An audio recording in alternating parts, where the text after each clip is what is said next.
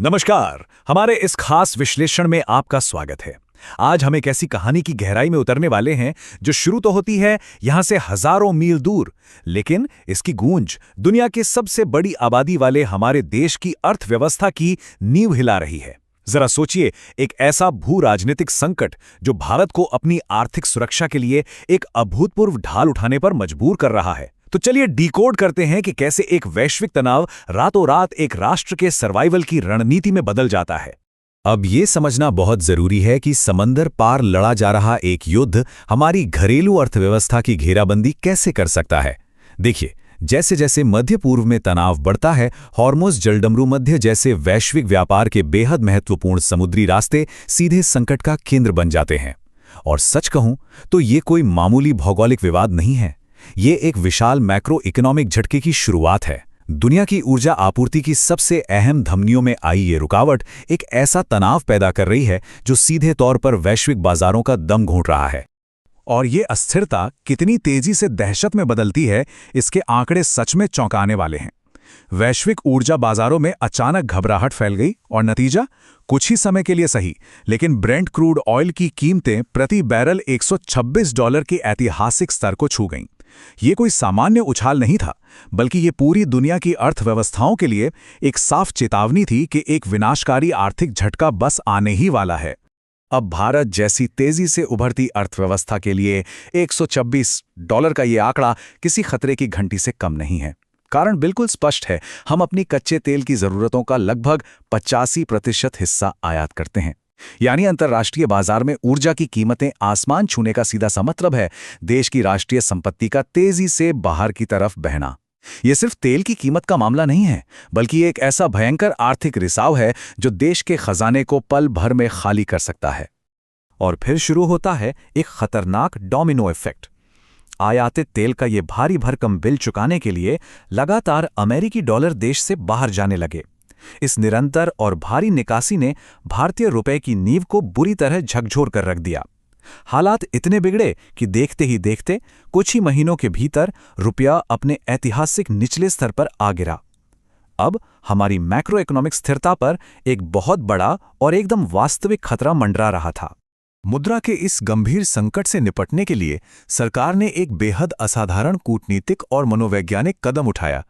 एक तरह से वॉर टाइम यानी युद्ध स्तर जैसी अपील की गई, जिसने सीधे देश के नागरिकों को अर्थव्यवस्था का रक्षक बनने के लिए पुकारा। सरकार की तरफ से एक स्पष्ट संदेश आया कि राष्ट्रहित में कम से कम 1 साल तक सोना खरीदने से बचा जाए और अनावश्यक विलासिता को रोका जाए। ध्यान दीजिए, ये सिर्फ कोई सामान्य अपील नहीं थी, बल्कि अर्थव्यवस्था को बचाने की एक सोची समझी रणनीति थी। और ये अपील सिर्फ सोने तक ही सीमित नहीं रही। राष्ट्र प्रथम की भावना को जगाते हुए सुख सुविधाओं से ऊपर हमारे कर्तव्य को रखा गया। रिमोट वर्क को फिर से अपनाने, विदेशी छुट्टियों पर रोक लगाने और विदेशों में होने वाली महंगी डेस्टिनेशन वेडिंग्स को टालने का आग्रह किया गया। इसके पीछे मुख्य उद्देश्य क्या था? किसी भी कीमत पर देश के तेजी से घटते विदेशी मुद्रा भंडार को बचाना। संदेश बिल्कुल साफ था, अब हर नागरिक का आर्थिक फैसला सीधे देश की सुरक्षा से जुड़ चुका था। इस पूरी रणनीति के पीछे का अर्थशास्त्र थोड़ा क्रूर जरूर है, लेकिन उस वक्त बेहद जरूरी था। देखिए, एक तरफ ऊर्जा, औद्योगिक कच्चा माल और उर्वरक जैसी हमारी बुनियादी जरूरतें हैं जो देश की धड़कन चलाए रखने के लिए अनिवार्य है, और दूसरी तरफ हैं सोने की छड़ें, विदेशी छुट्टियां और आलीशान शादियां, जिन पर खर्च होने वाली पूंजी सीधे देश से बाहर चली जाती है। ऐसे संकट के समय में राष्ट्र के पास कोई विकल्प नहीं होता, उसे हमेशा विलासिता छोड़कर अनिवार्य आयात को ही चुनना पड़ता है। इस खतरे का पैमाना वाकई आपको हैरान कर देगा। क्या आप जानते हैं कि पिछले ही साल रिकॉर्ड $71.98 बिलियन सिर्फ आयातित सोने में फंस गए? जी हां, सांस्कृतिक रूप से सोना हमारे लिए भले कितना भी प्रिय हो, लेकिन अर्थशास्त्र की भाषा में ये एक डेड या गैर उत्पादक संपत्ति है। जब विदेशी मुद्रा भंडार पहले ही भारी दबाव में हो, तो एक गैर उत्पादक वस्तु पर इतने बड़े पैमाने पर डॉलर खर्च करना किसी भी अर्थव्यवस्था के लिए एक आत्मघाती कदम बन सकता है।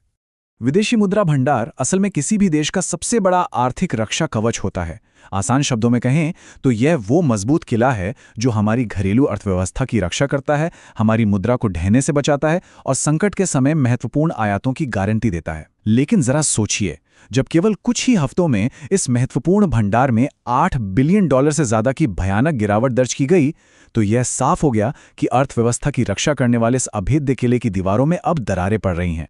लेकिन क्या होता है जब केवल देशभक्ति की अपीलें इस मैक्रो इकोनॉमिक पतन को रोकने के लिए काफी नहीं होती? तब सरकारों को सीधे मैदान में उतरकर हस्तक्षेप करना पड़ता है। इसे हम रेगुलेटरी शोव या सख्त विनियामक प्रहार कह सकते हैं। ये वो अहम मोड़ होता है जहां नीति निर्माता लोगों की स्वैच्छिक भागीदारी का इंतजार करने के बजाय सीधे बाजार के नियमों को ही पलट देते हैं, ताकि आर्थिक स्थिरता को हर कीमत पर बचाया जा सके। और ठीक यही हुआ। मध्य मई में सरकार ने एक झटके में ये कड़ा कदम उठा लिया। तत्काल प्रभाव से कीमती धातुओं पर आयात शुल्क में भारी वृद्धि कर दी गई। सोने और चांदी दोनों पर जो कुल प्रभावी शुल्क पहले 6% था, उसे बढ़ाकर सीधा 15% कर दिया गया। प्लैटिनम पर भी ड्यूटी बढ़ा दी गई। ये कोई मामूली बदलाव नहीं था, बल्कि एक बेहद सख्त हस्तक्षेप था जिसका सीधा मकसद आयात की मात्रा को कुचलना और हमारे विदेशी मुद्रा को देश से बाहर बहने से रोकना था। इस नीतिगत प्रहार का असर तो देखिए। घरेलू बाजार में रातों रात हलचल मच गई। 24 कैरेट सोने की खुदरा कीमत एक झटके में आसमान छू गई। 10 ग्राम सोने की कीमत में लगभग 14,000 रुपए का भयंकर उछाल आ गया। अचानक से कीमतें 1,67,890 रुपए के अभूतपूर्व स्तर तक पहुंच गईं। ये बाजार की कोई प्राकृतिक चाल बिल्कुल नहीं थी, बल्कि मांग की कमर तोड़ने के लिए सरकार द्वारा बुना गया एक सोची समझी रणनीति का जाल था। रातों रात कीमतों में दिया गया यह झटका एक बेहद सुविचारित युक्ति थी। इसका मुख्य उद्देश्य क्या था? भौतिक मांग यानी सोने की फिजिकल डिमांड को पूरी तरह से हतोत्साहित करना। और इसका असर भी दिखा।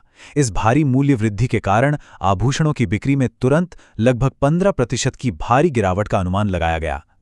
इन दंडात्मक कीमतों ने रातों रात लोगों के मनोविज्ञान को बदल दिया और उन्हें अपनी खरीदारी टालने पर मजबूर कर दिया। हालांकि इस भारी भरकम टैरिफ झटके का एक दूसरा और बहुत ही मजबूत दीर्घकालिक उद्देश्य भी था। जरा सोचिए, जब नया आयातित सोना आम आदमी की पहुंच से दूर हो जाता है तो क्या होता है? लोग पुराने आभूषणों को बदलने की ओर मुड़ते हैं। इससे घरों की तिजोरियों में निष्क्रिय पड़ा हजारों टन सोना वापस बाजार के प्रवाह में आ जाता है।